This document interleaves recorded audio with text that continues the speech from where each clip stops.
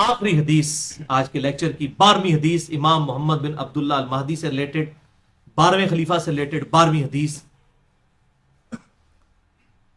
یہ مرفوع بھی ہے لیکن وہ ضعیف طرق ہے. یہ موقوفاً روایت ٹھیک ہے سیدنا ثوبان سے المستدرک للحاکم میں انٹرنیشنل نمبر کے مطابق 8531 نمبر کہ آپ صلی اللہ علیہ وسلم نے فرمایا جب تم خراسان کی طرف سے سیاہ جھنڈے آتے ہوئے دیکھو تو ان کا استقبال کرو، کیونکہ فیہا خلیفۃ اللہ المہدی، ان میں اللہ کا خلیفہ مہدی بھی ہوگا. یہ موقوفاً ہے سیدنا ثوبان کا قول، مرفوع ضعیف ہے لیکن ظاہر آپ صلی اللہ علیہ وسلم کے بتانے پر ہی موقوف ہے. یہ خراسان سے جب کالے جھنڈے آئیں گے تو ان کا استقبال کرنا، یعنی اہل عرب کو کہا گیا، ان میں خلیفۃ اللہ مہدی ہوں گے. اس سے یہ بات بھی پتہ چل گئی کہ یہ انقلاب جو ہے وہ عربیوں کے ذریعے نہیں آنا، اجمیوں کی طرف سے آنا ہے. کیونکہ خراسان تو یہ ایران، افغانستان اور رشیا، یہ پوری بیلٹ کو خراسان کہا جاتا ہے. اب تو یہ ملک لادہ بن چکے ہیں ادھر سے باہر ہم نہیں. اب یہ نہیں اب یہاں پر کچھ لوگوں نے لشکر خراسانی بنا لیا، نام رکھنے والا پائی کچھ نہیں ہوتا. بریلوی، دیوبندی، اہل حدیث تینوں اپنے آپ کو اہل سنت والجماعت کہتے ہیں. نام رکھنے سے کیا ہے؟ آپ شراب کی بوتل کے بعد روح افزا لکھ دیں تو وہ روح افزا بن جائے گی. کالا جھنڈا آپ اٹھا لیں تو آپ مہدی بن جائیں گے. نام بھی رکھ دیں اپنے بیٹے کا محمد بن عبداللہ، کسی اور بیٹے کا نام محمد رکھ دے، ٹھیک ہے جی. کسی آمنہ نامی عورت کے ساتھ شادی کرے، بیٹے کا نام جو ہے عبداللہ رکھ دے. اس طرح امام مہدی نہ بننا ہے. یہ اس طرح کی جعلی طریقے سے نہ تو کوئی خراسانی بننا ہے تو نہ کوئی یہ کالے جھنڈے اٹھانے سے ہونا ہے. یہ اللہ تعالیٰ امت کو خود بخود اس حوالے سے، ورنہ تو قادیانیوں کا پتہ ایم ٹی وی ہے، مسلم ٹی وی قادیانیوں کا ہے، تو نام تو انہوں نے ایم ٹی وی رکھا ہے، تو قادیانی کیا مسلمان ہے؟ تو اس طریقے سے اگر کوئی لشکر خراسانی رکھ کے جو ہے وہ مسلمانوں کا قتل عام شروع کر دیتا ہے اور وہی کہتا ہے جی میں کوئی امام مہدی کے اس کے اوپر چل رہا ہوں اور کالا جھنڈا بھی اٹھا لیا ہوا ہے، تو اس سے تو کچھ بھی نہیں بننا. یہ کالی پگڑی پہن کے تو نہیں کچھ بن جانا. یہ تو سارا میک اپ ہے، آپ کر لیں. وہ اشفاق احمد صاحب صحیح بات کرتے تھے کہ جس جہاز کا انجن خراب ہو چکا اس کو آپ پینٹ کر کے نئی سیٹیں لگا کے اڑا نہیں سکتے، انجن تو خراب ہے نا اندر سے. تو آپ یہ لیپا پوتی کر رہے ہیں، مولوی داڑھی لمبی لمبی رکھ لیں، پگڑیاں باندھ لیں، کرتے شلواریں اوپر اٹھا لیں، ٹخنوں سے گنے پہ اٹھا لیں، تلواریں اٹھا لیں. اس طرح کرنے سے کوئی محمد بن عبداللہ المہدی یا اس کے گروہ کا بندہ تو نہیں مان جائے گا. وہ تو جب معاملہ ہوگا اسی وقت ہوگا. اور اس طریقے سے آج کل یہ میں غزوہ ہند والی بھی اکثر لوگ پوچھتے ہیں، خصوصاً جماعت الدعوہ والے، لشکر طیبہ اور یہ باقی لوگ وہ روایت لے کے چل رہے ہوتے ہیں. وہ روایتیں تو اس کی تقریباً ساری ضعیف ہیں، صرف ایک ہی اس کی صحیح روایت موجود ہے سنن نسائی کے اندر، انٹرنیشنل نمبر کے مطابق 3177 نمبر ہے. ایک چیپٹر کا نام بھی امام نسائی نے باندھا ہے غزوہ ہند کے نام سے. اس میں ایک روایت ہے کہ آپ صلی اللہ علیہ وسلم نے فرمایا، سنن نسائی 3177 انٹرنیشنل نمبر کے مطابق، اور ایک انٹرنیشنل نمبرنگ جو چل رہی ہے وہ اس میں 3175 ہے، 2 کا فرق ہے. بل اس میں یہ روایت ہے کہ آپ صلی اللہ علیہ وسلم نے فرمایا میری امت کے 2 گروہ ایسے ہیں جو کہ اللہ تعالیٰ نے ان کو آگ سے آزاد کر دیا ہے.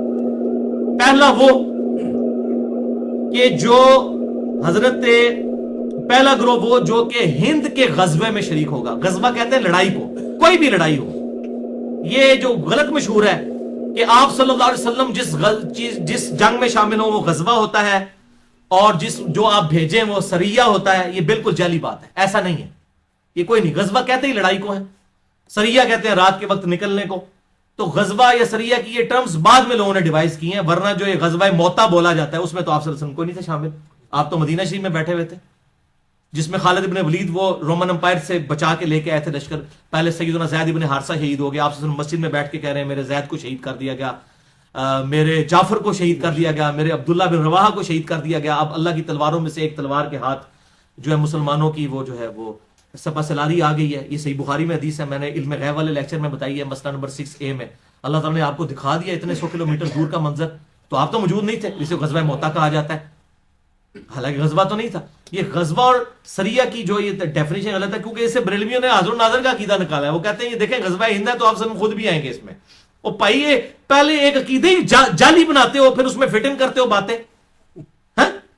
غزوہ موتا میں بھی اللہ کے نبی تو شامل نہیں تھے، وہ کیوں غزوہ موتا ہے؟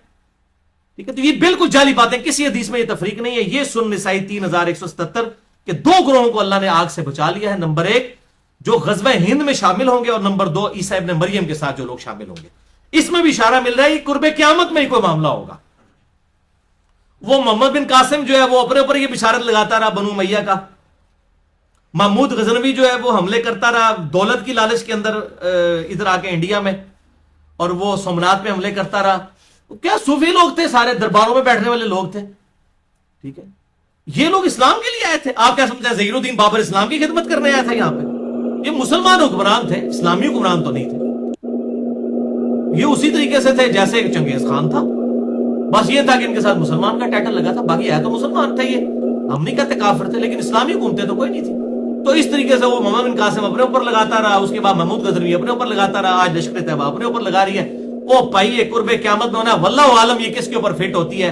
اور باقی آپ کو تو ویسے ہی ہم بشارت دے دیتے ہیں، صحیح مسلم میں 553 نمبر حدیث ہے انٹرنیشنل نمبر کے مطابق، جس نے پورے خشوع وضو کے ساتھ وضو کیا اور 2 رکعت پڑھ لی تحیۃ الوضو جو ہے پوری توجہ کے ساتھ، اس پہ جنت واجب ہوگی.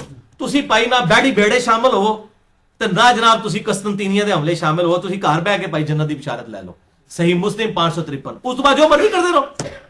اس طریقے سے نہیں، وہ وقتی طور پہ ضرور جنت واجب ہو جائے گی، لیکن بعد میں بھی کرتوت دیکھنے ہوں گے. اللہ تعالیٰ کی کوئی اسپیشل پروٹیکشن ہو تو پھر ہی بندہ بچتا ہے.